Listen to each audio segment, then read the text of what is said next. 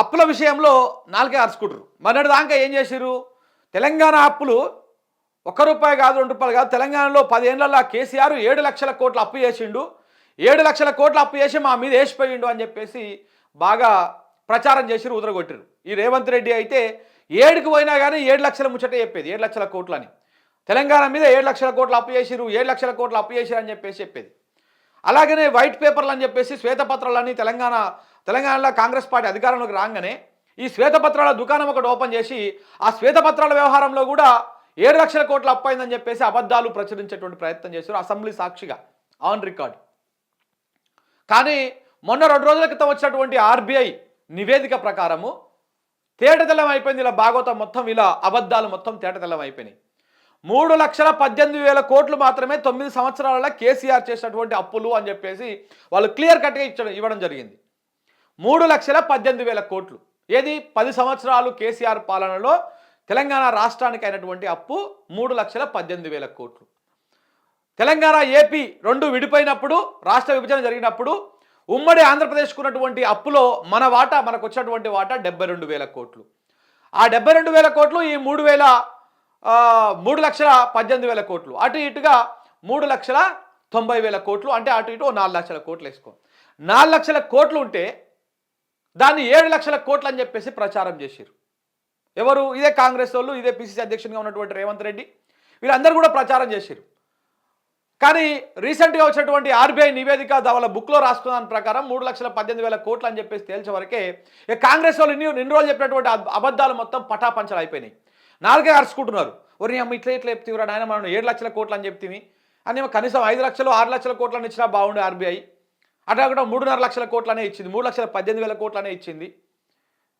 అంటే కేసీఆర్ చేసిన పని, కేసీఆర్ 10 ఏళ్లలో చేసిన అప్పు 3,00,000 కోట్లే.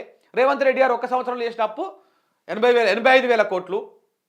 మరి ఈ లెక్కన ఈయన ఒక 5 ఏళ్ళు ఉన్నాడంటే 4,00,000కు మించిపోతాడు 1 సంవత్సరంలోనే. మొత్తం మన బతుకంతా బర్బాజ్ అయిపోతూ ఉన్నది. అబద్ధాలు చెప్తే మనము ఇవాళ మొత్తం ప్రజల ముందు నల్ల ఏది తెల్ల ఏది, అబద్ధం ఏది నిజం ఏది అని చెప్పేసి తేలిపోతా ఉందని చెప్పేసి నాలుక కార్చుకొని ఇక ఇప్పుడు ఏమంటా ఉన్నారు?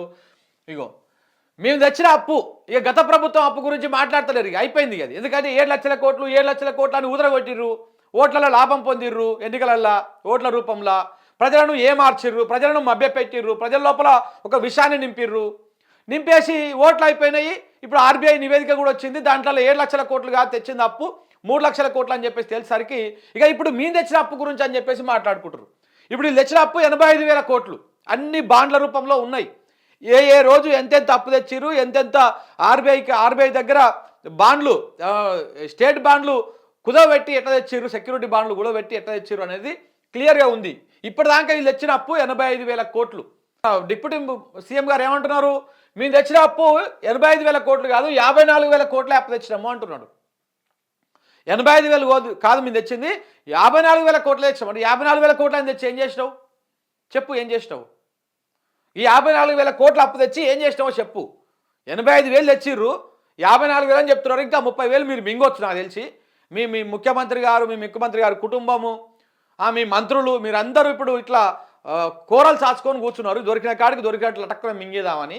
మరి మిగతా 30,000 కోట్లు మింగొచ్చు, దాంట్లో ఏం డౌట్ లేదు. ఎందుకంటే రైతు బంధు కోసము కేసీఆర్ 7,600 కోట్లు పెట్టిపోతే మీరు రాగానే వేస్తామని చెప్పి అవి అన్ని టక్కున మింగితిరి. అది తెలంగాణ సమాజం అంతా చూసే. అందులోని పొంగులేటి శ్రీనివాసరెడ్డి ఎంత మింగిండు, మిగతా ఎమ్మెల్యేలు ఎంత మింగిర్రు, ఎవరోని కంపెనీలకు పోయినాయి ఆ పైసలన్నీ 7,600 కోట్లు, ఇవన్నీ కూడా తెలంగాణ సమాజం తెలుసుకుంది, చూసింది కూడా ఎన్ని రోజులకి వెళ్ళి. మరి అట్లనే ఈ 30,000 కోట్లు కూడా మరి మింగిర్రేమో. 85,000 కోట్లు తెచ్చి 54,000 తెచ్చినామని చెప్తా ఉన్నారు కదా. మరి 54,000 కోట్లని తెచ్చి ఏం చేసిర్రు? ఆ పైసలని ఏం చేసిరు? ఈ కార్యక్రమానికి ఏం చేసిరు? ముసలోళ్ళకి ఏమన్నా 2,000 నుంచి 4,000 పింఛన్ చేసిరా? రైతు భరోసా ఏమన్నా 10,000 నుంచి 15,000 చేసిరా? అది చెయ్యకపోగా 2 సార్లు రైతు బంధే ఎగ్గొడుతుంది.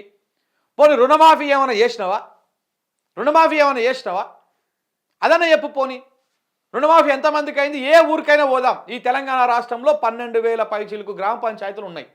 ఏ గ్రామ పంచాయతీకైనా పోదాం, ఏ ఊరికైనా పోదాం, ఆ ఊరిలో 100% రైతులకు రుణమాఫీ అయిందంటే దేనికంటే దానికి సిద్ధమని చెప్పేసి అటు బీఆర్ఎస్ వాళ్ళు చెప్తూనే ఉన్నారు, అటు మనం కూడా చెప్తూనే ఉన్నాం. కొండారెడ్డిపల్లి సీఎం సొంత ఊరైన కొండారెడ్డిపల్లికే పోదాం, లేకపోతే కొడంగల్ నియోజకవర్గంలో ఏ ఊరికైనా పోదాం. బట్టి విక్రమార్క గారి నియోజకవర్గం ఉంది కదా మధిర, ఆ వారి నియోజకవర్గంలో పోదాం, లేకపోతే పాలేరు నేనే ముఖ్యమైన మంత్రిని, నేనే నెంబర్ 2 అని చెప్పుకొని ఇప్పుడు నెంబర్ 11కు పడిపోయినటువంటి పాలేరు మంత్రి గారు పొంగులేటి శ్రీనివాసరెడ్డి గారి కాన్స్టిట్యున్సీకైనా పోదాం. ఏ ఊర్లో అయినా సరే ఈ మొత్తము ఈ రుణమాఫీ ఊరు మొత్తానికి అందరు రైతులకు అయ్యింది అంటే 100% దానికి తెలంగాణ సమాజం ముందు తెలుస్తుంది నెల్లైదు తెల్లేదు అనేది. ఇప్పుడున్నటువంటి మంత్రులు ఏ నియోజకవర్గ మంత్రులు కానీ, ఎమ్మెల్యేలు కానీ, అధికార పార్టీ వాళ్ళు కానీ ఏ ఊర్లో కూడా పూర్తి స్థాయిలో రుణమాఫీ కాలేదు. 2 లక్షల వరకు పక్కన పెట్టు, లక్షలోపునటువంటి వాళ్ళకు కూడా రుణమాఫీ కాలేదు. సో కాబట్టి ఇవన్నీ అబద్ధాలు చెప్పుకుంటూ వచ్చారు ఇన్ని రోజులు. ఇప్పుడు ఇక మళ్ళా అదే దుకాణం మొదలుపెట్టారు.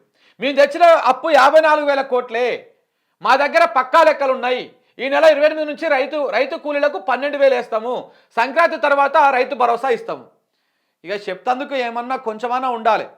ఏంది ఈ నెల 28 నుంచి రైతు కూలీలకు 12,000 ఇస్తారంట, 2 విడతలకు ఇస్తారంట. అది కూడా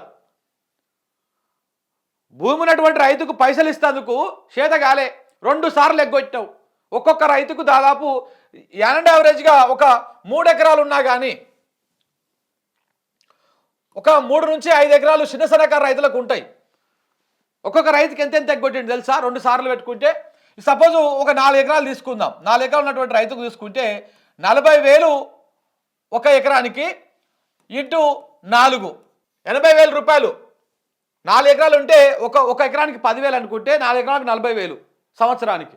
సో అట్లా 40,000 రూపాయలు ఎగ్గొట్టేసిండు, 40,000 రూపాయలు ఎగ్గొట్టేసిండు. ఈయన రుణమాఫీ చేయలే, ఇట్లా ఇది చేయలే. ఈ లెక్క ప్రకారం నడుస్తూ ఉందన్నమాట. సో కాబట్టి ఇది ఒక్కటే కాదు, ఇంకా చాలా ఉన్నాయి. వీళ్ళు చెప్పినటువంటి లెక్కల ప్రకారము వ్యవసాయ కూలీలకు దాంతోపాటు కౌలు రైతులకు ఇస్తామని చెప్పారు, కౌలు రైతులకు ఇస్తామన్నారు, మన పట్టదారికి ఇస్తామన్నారు, వ్యవసాయ కూలీకి ఇస్తామన్నారు. ఆ లెక్క ప్రకారం చూసుకుంటే చాలా మందికి రావాలి. మరి భూమి లేనటువంటి ప్రతి వ్యవసాయ కూలీకి కూడా 12,000 రావాలి. వస్తుందా మరి ఈ లెక్కన? ఇక దానికి ఎన్ని పెడతారు? నీకు బైక్ ఉండొద్దు, నీకు ఇంటికాడ ఇల్లు ఉండొద్దు, ఇవన్నీ చెప్తారు కావచ్చు వ్యవసాయ కూలీ అంటే. మరి తెచ్చినటువంటి పైసలు కూడా ఎక్కడ పోయినాయో కూడా తెలియదు ఇప్పటిదాకా.